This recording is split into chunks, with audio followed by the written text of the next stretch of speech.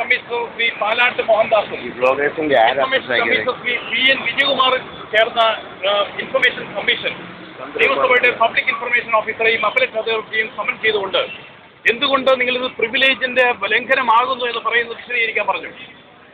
അപ്പോൾ റിട്ടേൺ സ്പീച്ചിലില്ലാത്ത അച്ചടിച്ച രൂപത്തിലില്ലാത്ത പ്രിവിലേജ് എങ്ങനെയാണ് ഈ പറയുന്ന വീഡിയോ ടേപ്പിൽ കിട്ടുന്നത് എന്ന് നിങ്ങൾ വിശദീകരിക്കണമെന്ന് പറയുന്നു. പക്ഷേ അതൊന്നും പറയാൻ അവർക്ക് കഴിഞ്ഞില്ല. തുടർന്നാണ് കമ്മീഷൻ ഉത്തരവിടുന്നത് ഈ രേഖ 15 ദിവസത്തിനകം അപേക്ഷകന് കൊടുക്കാനായിട്ട് ഇൻഫർമേഷൻ കമ്മീഷൻ ഉത്തരവിടുകയാണ്.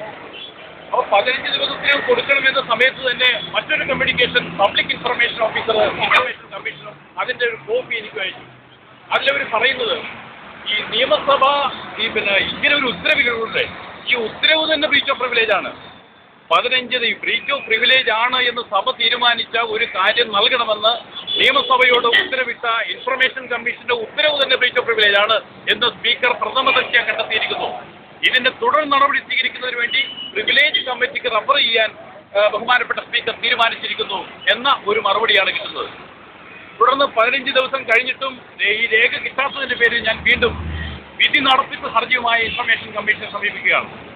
അപ്പോൾ ഇൻഫർമേഷൻ കമ്മീഷൻ അതിലാണ് ഡിസിപ്ലിനറി പ്രൊസീഡിങ്സ് സെക്ഷൻ 20 അനുസരിച്ച് ഡിസിപ്ലിനറി പ്രൊസീഡിങ്സ് ഇനീഷ്യേറ്റ് ചെയ്യാനായിട്ട് ഇൻഫർമേഷൻ കമ്മീഷൻ തീരുമാനിക്കുന്നു ബന്ധപ്പെട്ട ഉദ്യോഗസ്ഥയായിട്ടുള്ള ജയലക്ഷ്മി അമ്മയ്ക്കെതിരെ. അപ്പോൾ അതിനിടയ്ക്ക് ഇൻഫർമേഷൻ പ്രിവിലേജ് കമ്മിറ്റി ഐക്യകണ്ഠേന തീരുമാനിക്കുന്നു ഈ ഇൻഫർമേഷൻ കമ്മീഷൻ സഭയുടെ അവകാശം ലംഘിച്ചിരിക്കുന്നു, ഇവർക്കെതിരെ നടപടി സ്വീകരിക്കുന്നതിന് വേണ്ടി ഇവരെ സഭയിൽ വിളിച്ചു വരുത്തി ശാസിക്കാനായിട്ട് ബഹുമാനപ്പെട്ട സ്പീക്കർക്ക് ശുപാർശ ചെയ്തുകൊണ്ട് പ്രിവിലേജ് കമ്മിറ്റി ഇതിന് തീരുമാനം സ്പീക്കർക്ക് സമർപ്പിക്കുന്നു. അപ്പോൾ മറ്റൊരു ഇതിലുള്ള ചർച്ചയിൽ പങ്കെടുത്തുകൊണ്ട് അന്ന് പ്രിവിലേജ് കമ്മിറ്റിയുടെ മെമ്പർ കൂടിയായ PC ജോർജ് പറഞ്ഞ കാര്യം, അദ്ദേഹം പറയുന്നത് ഞാൻ കേരള ഹൈക്കോടതിയിൽ ഇത് ഹാജരാക്കണമെന്ന് പറഞ്ഞുകൊണ്ടൊരു കേസ് ഫയൽ ചെയ്തുവെന്നും അതിൽ കേരള ഹൈക്കോടതി ഇത് പ്രിവിലേജ് ആണെന്ന് അംഗീകരിച്ചുവെന്നുമാണ് അദ്ദേഹം പറഞ്ഞത്. അങ്ങനെ ഒരു കേസ് ഞാൻ ഫയൽ ചെയ്തിട്ടില്ല. ഇങ്ങനെ ഒരു തർക്കത്തിൽ ഹൈക്കോടതി ഒരു തീരുമാനവും എടുത്തിട്ടില്ല. അപ്പോൾ പ്രിവിലേജ് കമ്മിറ്റിയുടെ അംഗമായ PC ജോർജാണിത് പറയുന്നത് ഓർക്കണം. അപ്പോൾ പ്രിവിലേജ് കമ്മിറ്റി അംഗങ്ങൾ പോലും തെറ്റിദ്ധരിക്കപ്പെട്ടിരിക്കുന്നു. യഥാർത്ഥത്തിലുള്ള വസ്തുത അവരുടെ മനസ്സിലാക്കിയിട്ടല്ല ഇത്തരത്തിലൊരു തീരുമാനം അവർ തന്നെ എടുത്തതെന്ന് ബോധ്യം വന്നിരിക്കുന്നതിലൂടെ. അപ്പോൾ ഇങ്ങനൊരു കേസോ ഈ ഒരു തർക്കത്തിൽ ഹൈക്കോടതി ഒരു തർക്കമായി ഉന്നയിക്കപ്പെടുകയോ അതിൻ്റെ അടിസ്ഥാനത്തിൽ ഒരു തീരുമാനമെടുക്കുകയോ ചെയ്തിട്ടില്ല. ഇതൊരു ലെറ്റർ ഓഫ് റിക്വസ്റ്റിലൂടെ ഹൈക്കോടതിയുടെ രജിസ്ട്രാർ ജനറൽ നിയമസഭാ സെക്രട്ടറിയോട് ചോദിക്കുകയും തങ്ങൾക്കിത് ഹാജരാക്കാൻ ബുദ്ധിമുട്ടുണ്ട് എന്ന് പറഞ്ഞതിന്റെ അടിസ്ഥാനത്തിൽ കൂടുതൽ തർക്കങ്ങളിലൊന്നും പോകാതെ നടപടി അവിടെ അവസാനിപ്പിക്കുകയായിരുന്നു ചെയ്തത്. അപ്പോൾ ഒരു പൗരന് അവിടെ നിയമസഭാ സാമാജികൻ അവിടെ നടത്തുന്ന പ്രസംഗത്തിന്റെ വിശദാംശങ്ങൾ അറിയാനുള്ള അവകാശമാണ് വിവരാവകാശ നിയമം ഉറപ്പു നൽകുന്നതെങ്കിൽ ആ അവകാശം ഇവിടെ നിയമസഭ തന്നെ നിഷേധിക്കപ്പെട്ടിരിക്കുകയാണ്. മറ്റേ ലോക്സഭയും മറ്റും കൊടുക്കുന്ന ഇത്തരത്തിലുള്ള രേഖകൾ വിവരാവകാശ നിയമപ്രകാരം കൊടുത്തിട്ടുള്ളതാണ്, വീഡിയോ ക്ലിപ്പിംഗ് നൽകിയിട്ടുള്ളതാണ്. അപ്പോൾ അതിനുപരിയായി എന്ത് അവകാശമാണ് കേരള നിയമസഭയ്ക്കുള്ളത് എന്ന ചോദ്യത്തിന് അവർ മറുപടി പറയേണ്ടി വരും. അപ്പോൾ സ്റ്റേറ്റ് ഹൗസിംഗ് ഇപ്പോൾ മറ്റൊരു പ്രധാനപ്പെട്ട ഇനിയിപ്പോൾ എന്താണ് കമ്മീഷൻ മുമ്പായി അവശേഷിക്കുന്നതാണ്. ഇത്തരത്തിലുള്ള നടപടി സ്വീകരിക്കുമ്പോൾ കമ്മീഷൻ മുമ്പ് 2 തരത്തിലുള്ള കാര്യമാണ് നിർവഹിക്കുന്നത്. കമ്മീഷൻ വേണമെങ്കിൽ ഈ ശാസനം ഏറ്റുവാങ്ങുന്നതിന് വേണ്ടി നിയമസഭയുടെ മുമ്പായി ഹാജരാകാം.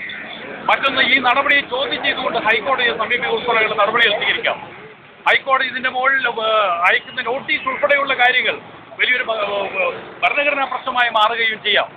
അപ്പോൾ അത്തരത്തിലുള്ളൊരു ഭരണഘടനാ പ്രതിസന്ധിയിലേക്ക് നയിക്കുന്ന ഒരു പ്രശ്നത്തിലേക്കാണ് നിയമസഭ കടന്നിരിക്കുന്നത്.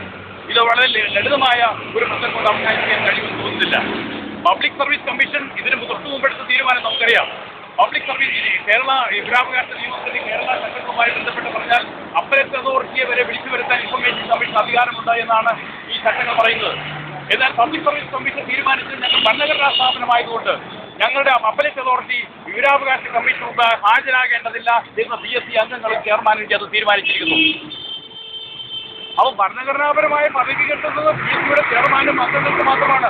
പബ്ലിക് സർവീസ് കമ്മീഷൻ ഓഫീസിന് ഒരു പിയൂണിയ അവകാശമില്ല.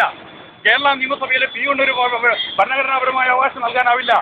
വിവരാവകാശ നിയമപ്രകാരം പബ്ലിക് ഇൻഫർമേഷൻ ഓഫീസറായ ജയലക്ഷ്മിക്ക് ഭരണഘടനാപരമായ അവകാശം നൽകാനാവില്ല.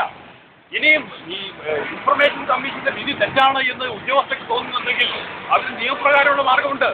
അത് അവർക്ക് ഇപ്പോൾ സുപ്രീം കോടതി ഓടിച്ചത് രാജ്യത്തെ പരമോന്നത നീതിപീഠമായ സുപ്രീം കോടതി ജഡ്ജിമാരുടെ സ്വത്തുവിവരങ്ങൾ വിശദാംശങ്ങൾ കൊടുക്കണമെന്ന് ആവശ്യപ്പെട്ടുകൊണ്ട് SC അഗർവാൾ എന്ന വിവരാവകാശ പ്രവർത്തകൻ അപേക്ഷ സമർപ്പിക്കുമ്പോൾ അവരെന്താ ചെയ്തത്?